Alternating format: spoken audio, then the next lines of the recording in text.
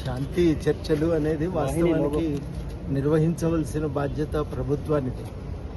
ప్రభుత్వం ఇతర దేశాలతో ఉన్న సరిహద్దుల దగ్గర యుద్ధం జరిపినప్పుడేమో తన అధికారాన్ని తనకు తోచిన విధంగా వాడుకోవచ్చు. అక్కడ కూడా కొన్ని అంతర్జాతీయ ఒప్పందాలు ఉంటాయి, వాటిని పాటించక తప్పదు.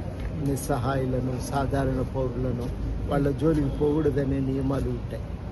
అంత అంతర్జాతీయంగా ఒక దేశాల మధ్య యుద్ధంలోనే అంత జాగ్రత్తలు పాటించాలన్నప్పుడు ఒక దేశం తన సరిహద్దుల లోపల పౌరుల విషయంలో అధికారాన్ని ఎట్లా వాడాలనే విషయంలో ఇంకా ఎక్కువ నిబంధనలు ఉంటాయి.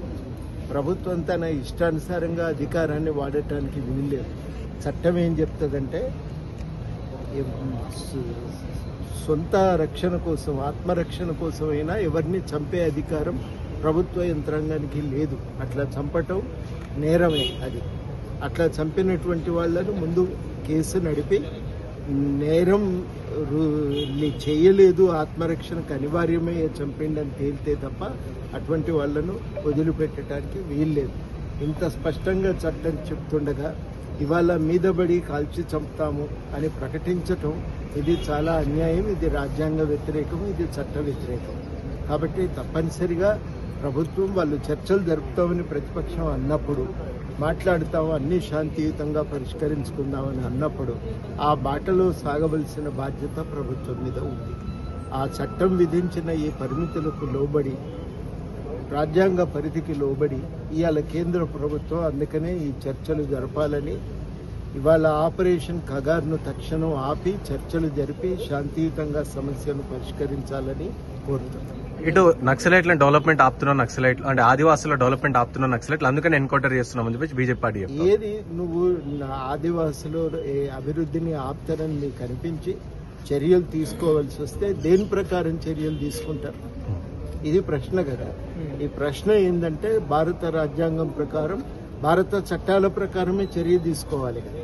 ఇది పాకిస్తాన్తో అవుతున్న యుద్ధం కాదు కదా, భారత పౌరులతో జరుగుతున్నటువంటి ఘర్షణ.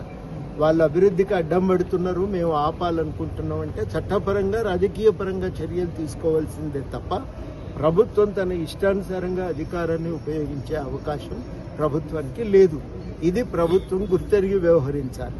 కుర్చీలో కూర్చుంటే ఏమైనా చేయొచ్చా అంటే చేయటానికి లేదు.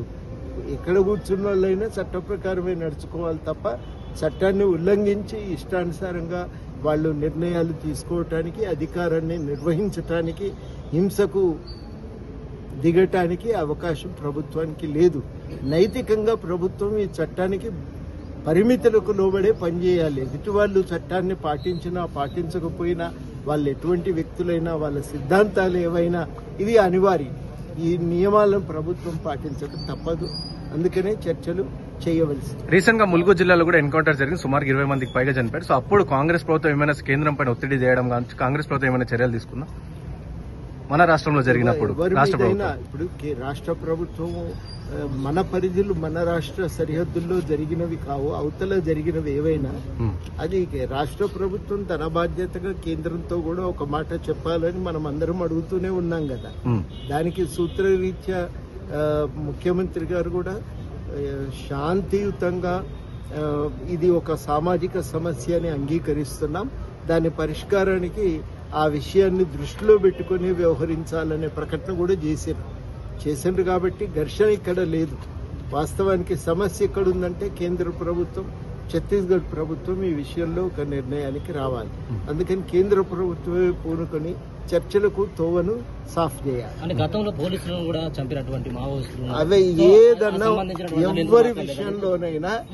ఎవరి విషయంలోనైనా నేను మిమ్మల్ని సూటిగా అడుగుతున్నా, రాజ్యాంగాన్ని పక్కన పెట్టి అధికారాన్ని చెలాయించొచ్చా చెప్పు. చేయొచ్చంటే ఆలోచిద్దాం, మిగతా చర్చ కొనసాగుతాయి. లేదు ఎవరమైనా రాజ్యాంగం ప్రకారమే నడుచుకోవాలి